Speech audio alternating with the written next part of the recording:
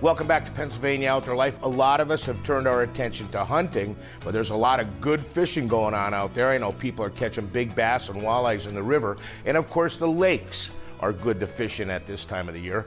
We visited Lake Wallenpaupack with George Bowers. Now, George is a very accomplished bass fisherman, but he runs a charity, and it's called Fishing for a Cause.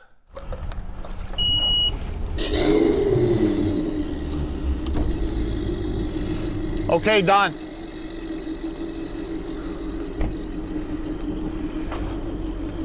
You're good. This lake is 40 mile an hour speed limit. Right. That's fast enough. Yep. Yeah, so here we're looking for is a sparse weed bed. There's some rock here.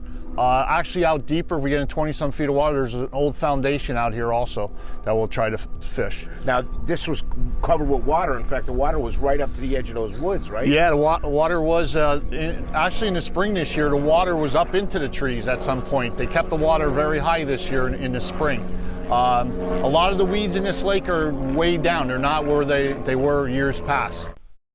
So the lake's in a drawdown mode. They draw it down every fall for to look at the dam, and also to if there's any work that needs to be done on the dam. So it's on a drawdown. We had a cold front come in. The weeds in the lake this year are down. There's not many weeds in the lake today. So we're going to look at some contours. We're going to fish some points. We're going to fish a little bit of weeds where I knew they were in previous years. And I think we should have a good day out here. Fish.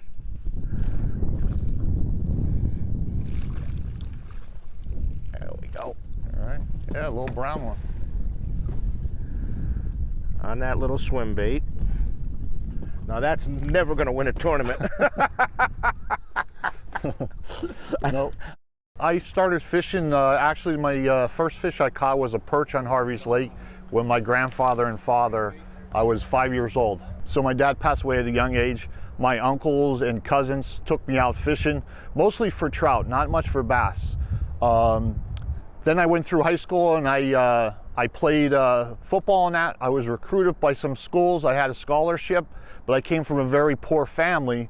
So we ended up, I went to work at Procter & Gamble.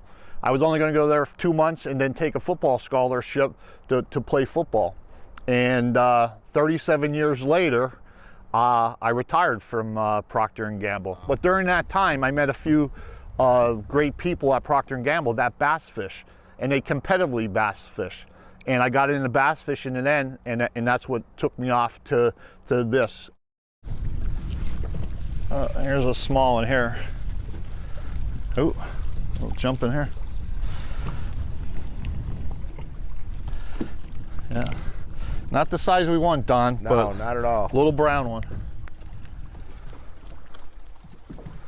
Good, healthy, no marks on them, healthy fish they are. Yeah. And what's nice is, Don, is too, the small ones mean that they're reproducing in the lake. Right. You know what I mean? If you caught all big ones, you'd be kind of worried about it. So this is September, your tournament's in October. Does the fishing change? Does it get better? Tell me about that. Yeah, so in the fall, the bass, they feed heavily for the winter. So it will get better as the weeks go on to the fall, to the tournament. And it all depends on the weather. You know, we've had snow before. We had torrential downpours during the tournaments and that, but the guys still bring in the fish. There's a lot of good competitors that are in this tournament, and it's a great tournament to be involved in.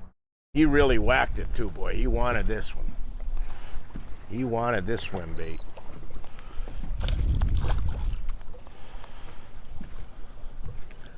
Let's see ya. Yeah, maybe the first keeper of the day. Let's see ya. Come on.